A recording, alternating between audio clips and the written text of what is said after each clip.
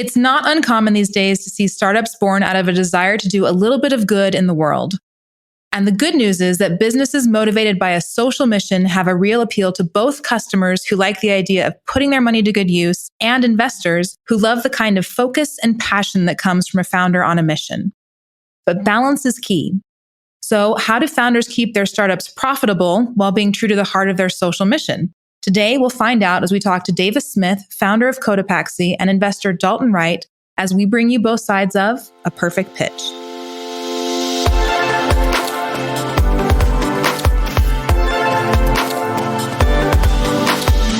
What is Perfect Pitch? It's a podcast from Kickstart that reveals the minds of both investors and entrepreneurs throughout a startup's journey. So whether that's uncovering what everyone's really thinking during a startup pitch or learning how entrepreneurs like you have managed their first major roadblock, Perfect Pitch offers an honest, quick, and tactical guide to help you on your startup journey. I'm your host, Karen Zelnick. Dalton and Davis, thank you so much for being here today. Yeah, absolutely. It's great to be here. Thanks, Karen. It's going to be a lot of fun. And Davis, let's just tell everyone a little bit about you. You are the CEO of Cotopaxi, which is an outdoor gear company with a humanitarian mission, Gear for Good. And before founding Cotopaxi in 2014, you were the co-CEO of Baby.com and Dinda.com. Did I pronounce that correctly? Yeah, Dinda in Portuguese is pronounced Ginda. Ginda. Yeah, Ginda is an e-commerce company, very similar to Zulily, if you're familiar with Zulily. For example, in Brazil, there was a famous brand called Lilica Hipilica, but they end up not ordering the exact amount of inventory. So we would take excess inventory, we'd put it on our site, and we could sell it for less money. And so that was kind of the model for Ginda. Amazing. And not only are you a great entrepreneur, but you're a true adventurer. As I understand it, you've camped in the Sahara, floated down the Amazon, explored North Korea, backpacked South America, and then is this true that you recently led the first successful kayak crossing from Cuba to Florida? Yes, it was a few years ago, what? But yeah. So recently, as in, yeah, we're all skipping 2020. So that year, yeah. That's true. But yeah, I love adventure. It's a big part of my life. I'm excited to talk about it with Dalton as well, because he's been on a few of those adventures with me. That's what I hear. So Dalton, welcome back to the show. First of all, for those who want to learn more about Dalton's background and his passion for helping startup founders pursue their visions, you can see it in our show notes. But yeah, let's dive into the connection the two of that you have, because you know each other from Mexico. Is that correct? Yeah. So I first met Davis when I was actually trying to recruit him down to Mexico. I was launching a venture fund called Alta Ventures, and Davis was at the Wharton Business School between years. And so he had a summer that he was planning out. And we were lucky enough to convince him to come spend some time with us in Mexico. So I'd say, and this is just like coming from the heart really, but I have tons of gratitude for Davis, who has inspired me in a number of ways. He went to bat for me on a number of occasions to pursue interesting opportunities that I had. And this all really started just as we were kind of down in Mexico trying to figure out how to get a venture fund raised. One of the things that I love most about Davis is that he injects fun and adventure into everything that he does. It makes life light. It makes the work load go easier. And I'm not surprised that over the years since then, Davis, you went to build a company that's focused on encouraging adventure, appreciating the outdoors, and in the process, finding what we can do to learn about each other and be better together. I love the history the two of you have together. And I think it's going to be really cool to see the fun and adventure that you're talking about come out in this conversation. With that, let's dive right into the adventure. Davis, Cotopaxi clearly follows a really strong humanitarian mission with their giving model and your sustainable product design. What led you to start the company? Why did you decide to make it a B-Corp? So the idea behind this business, which is a benefit corporation or a B-Corp, those two words, they actually mean something slightly different, but they're very similar and oftentimes used interchangeably, is that we wanted to find a way that we could sustainably alleviate global poverty. And we wanted to do that through a business. And I'd always known my entire life that I wanted to use my life to find a way to make a difference in the world. I always thought maybe I'd work in the philanthropy world, in the nonprofit world. And a mentor of mine when I was in undergrad, and he was a successful entrepreneur and had become a philanthropist. I tried to work for him, and he instead convinced me that I should pursue a path of entrepreneurship. And I'd never truly considered being an entrepreneur before that, but it put me on that path. And so I spent 10 years as an entrepreneur building a couple businesses. My last one was in Brazil. And during that time, I really felt every single day as I was living in Brazil, this constant reminder of a commitment that I'd made to myself that I was going to use my life to help others. And I eventually decided that it was time. It was time for me to go do that. Originally, I wasn't sure how to do it. I wasn't sure if I needed to start a nonprofit, which I really didn't have any experience in. Kind of landed on this idea of using a business to impact the world and to inspire others to do good and where we could sustainably have an impact. So I knew what Cotopaxi stood for before I even knew what we would sell. I knew that I wanted to build a brand that could inspire the world and that could show that there's a better way of doing capitalism. And then eventually kind of landed on this idea of building a brand that was about the outdoors and adventure and seeing the world. And Dalton, I'd love your perspective on that, because obviously, as you're funding a company, you look into a lot of different aspects. Were there things about this business model that you were really excited about or that you were concerned about? One of the things that really resonated with us was just because we knew Davis, we knew that the underlying drive was actually genuine. And so that was always going to resonate with the brand and with the culture of the company that he was building. That was really important to us. So if you are going to be kind of a mission-driven organization and make that central to who you are, it better be foundational and core to who you really are. Because we knew Davis, that wasn't that much of a risk or a leap of faith that we were taking when we made that investment.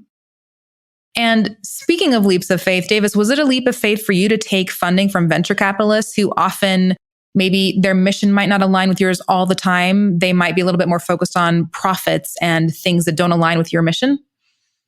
When I built my first business, I built a business right out of undergrad. It was a pretty random business called pooltables.com. It's exactly what you think it is. It's, we sold you pool sell tables. ping pong tables. I'm just kidding. Yeah, exactly. So we sold pool tables on the internet, which is very random. But I built that business with my cousin and it was bootstrapped. We never raised outside money. Maybe because we didn't know any investors, maybe because the business wasn't really that interesting to someone that might be looking to invest as a venture capitalist. But I'd heard a lot of things about what venture capital was. I kind of liked the idea of owning the business and having control, not being held accountable by somebody else. One of the things I learned in business school was that I didn't really understand venture capital. And as I built my second business and when I moved to Brazil after I graduated, we raised quite a bit of venture capital.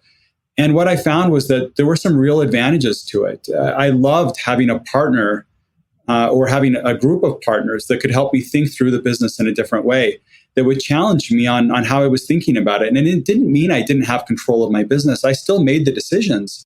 I just had other smart people around the table that helped me. And I found that being accountable to someone was actually a blessing. It was something that I needed more of in my previous business. And had I had that, I would have made better decisions and I would have had even a better outcome.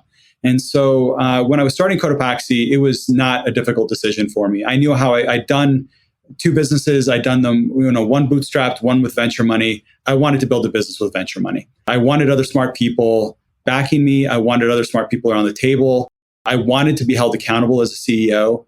And I wanted the financial resources that come with the venture backing that allow you to accelerate your growth.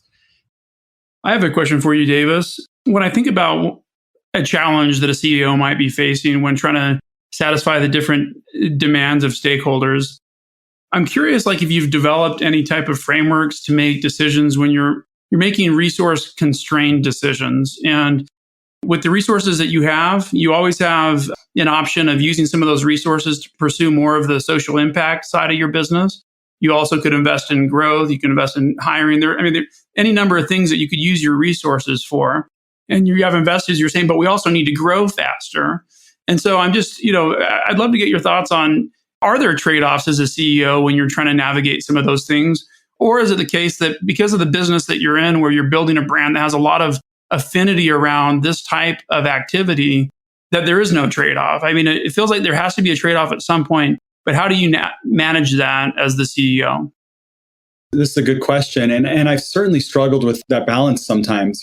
When we started the business, within the first year, I decided I wanted to hire a chief impact officer. We just raised a Series A. We didn't even have a marketer yet on the team. And I did have my board that kind of questioned, like, why are you investing in a person that's going to be giving away money instead of investing in someone that can help drive the business forward and drive sales? And I think this goes back to your question around the framework. For me, it was really around identifying core values that we stood for and making decisions that followed those values. We identified core values for this business before we'd sold a single product. We knew what we stood for. We tried to create intentional rituals and traditions around those values.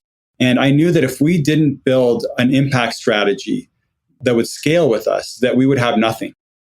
That was the only thing that made this business really unique, was the fact that we were building a brand and a business that was built all around making this world better, around giving back, around serving others. And we had to do that right. And if we did that right, we would have the right foundations to go build a brand on. The investors, to their credit, they supported me in that decision. And oftentimes I will work with my executive team on a decision, and we go to our board and we ask for advice and we say, this is how we're thinking about it. Help us think through it.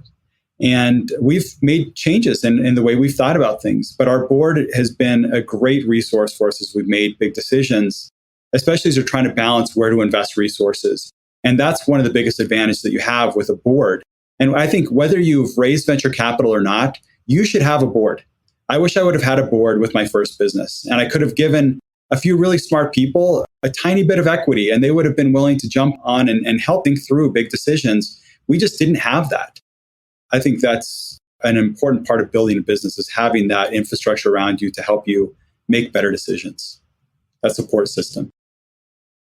So Davis, I'm curious, what you've learned about your company's culture and yourself as a leader as you've tried to navigate the company during this hard time. This last 12 months has been a really great year of learning. When COVID started, we acted very quickly. And I think that might be the best thing that we did during this pandemic, was how quickly we reacted.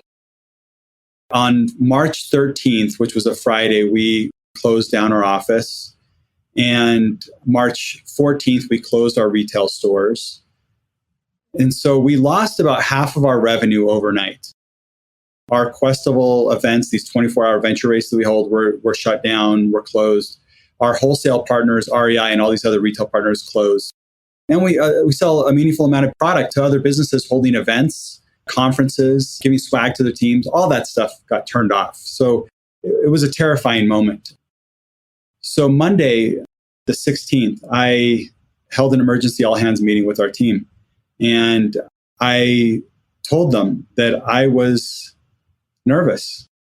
I was very upfront with them. And I told them, I don't know exactly what is coming.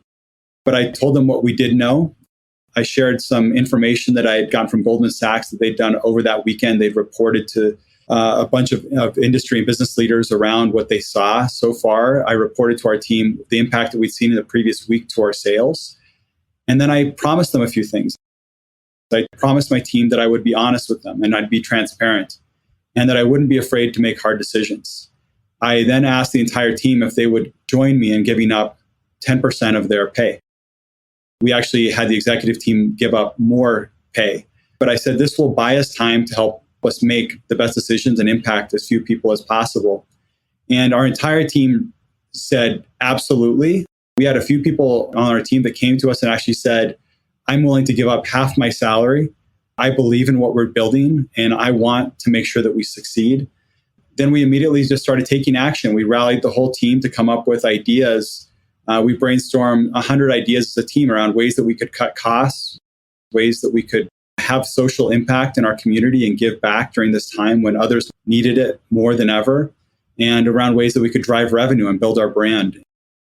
It was really a pivotal moment for our team. Instead of cutting back on our giving, we actually doubled down. We gave, as a percentage of revenue, a higher percentage this last year than ever before by a meaningful amount. I think, again, it just reinforced, to our customers, to our employees, and to ourselves that this was what mattered most. And I think it was something that became a strength to the brand. I mean, Dalton, I don't know about you, but I got chills as Davis was talking. And I am getting kind of emotional here as we talk about this, but I do want to hop to Dalton and ask as an investor, what is your perspective on that and hearing that? Because obviously you do need to focus a little bit on revenue and that type of thing. I'd love your insights. My reaction to that is that this is evidence of why this is an enduring brand and why there's likely to be a community around this brand for years to come. People remember how you behave when things get hard. It either proves the strength of your values and your commitment to those values, or it forever undermines them. And so, in moments of crises, I think great leaders find ways to make their companies even stronger. And I would say that Cotopaxi's commitment to their core mission and those values has strengthened the company. I also know that the company continued to grow. You responded with manufacturing face masks and responding directly to needs in the market. That's hard to do under normal timeframes, but to do that in a crisis is remarkable as well. And so I think as an investor, it's a lot easier to maybe take a more altruistic approach when the company's also growing because it's performing well, right? And, that's one of the beauties of Cotopaxi is that it's performing well while staying true to its mission. Yeah. And I will say during March and April, as we were kind of making these decisions, the outcomes of that year of 2020 were a lot more uncertain. We had a board member that actually said, okay, I want you to plan as if you're going to be half the size you were last year, which was honestly a terrifying thought because it meant letting go of a lot of our employees, which just made me ill. I went to bed with tears in my eyes several times that first week. It was hard. And I think one of the most valuable lessons I've learned as a CEO is the value of having great people around you, whether it's on your own team or other just friends or mentors. And I had a CEO friend that sent me an article that she had found, and it was a game changer for me. It was this article that talked about the way different CEOs had responded in the first 2 weeks of the pandemic. And they had interviewed all these CEOs, and then they broke down these conversations and put them into 3 different categories. There were the fear-focused CEOs that were consuming many times more amount of media than the other groups. They were using a lot of words that were fear-focused. There was the unfocused CEO, which really had not made any changes, had made no big decisions, was kind of head in the sand, wait and see what happens. And then there was a strategy-focused CEO that was optimistic, that was not just consumed by the media, that was using words like opportunity and using words like buy.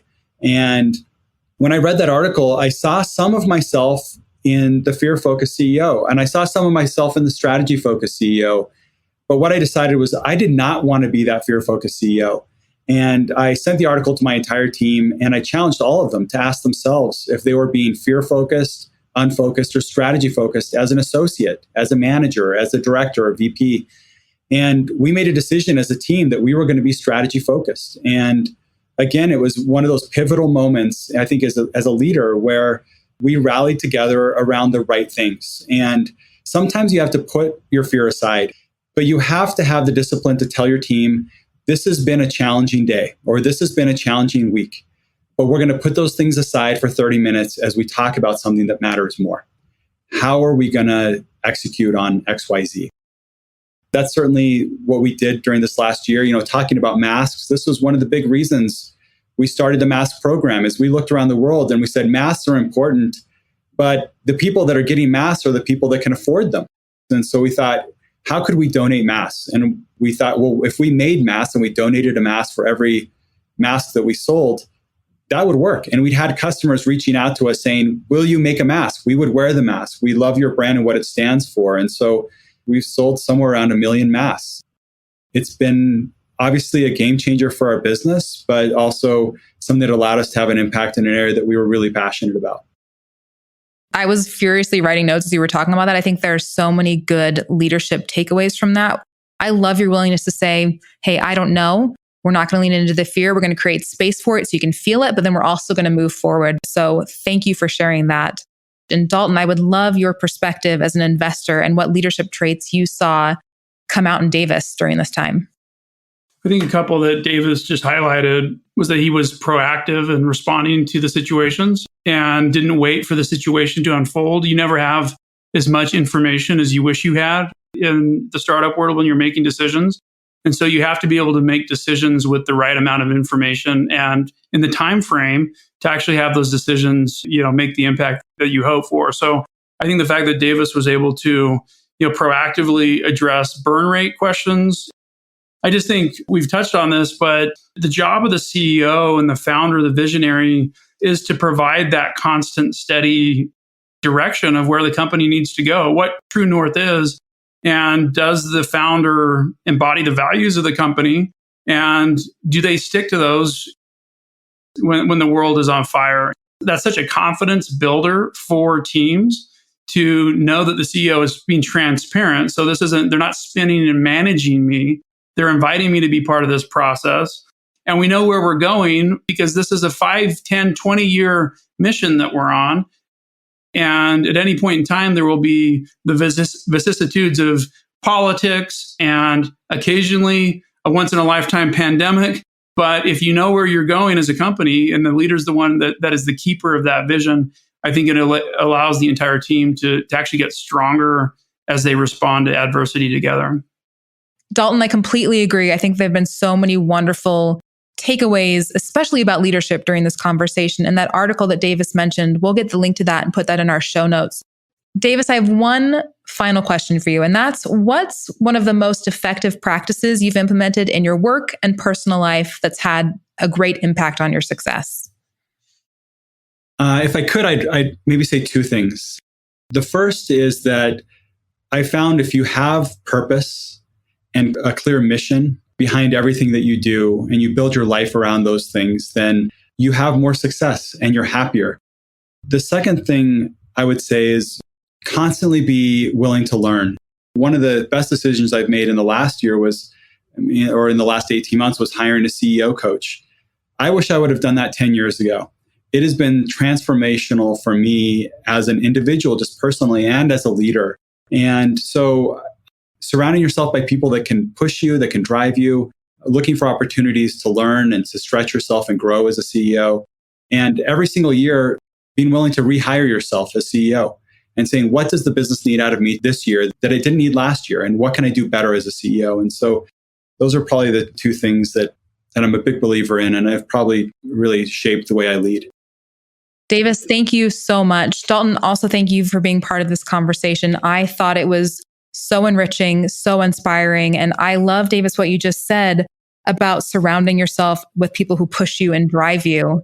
Actually, that's one of the reasons I love this podcast, is because I get to speak to people every week that push and drive me and are inspiring. And I love the leadership takeaways from this one. So thank you both again for being with us today. Thanks, Karen. Thanks, Dalton. It's great being here with you. That was fun. Thanks, Davis. Thanks, Karen. And of course, thank you for listening as we dive deep into what it takes to create the perfect pitch. We'll be back next time with more insights from entrepreneurs and the investors who fund them. So be sure to subscribe so you don't miss a thing. We'll catch you next time.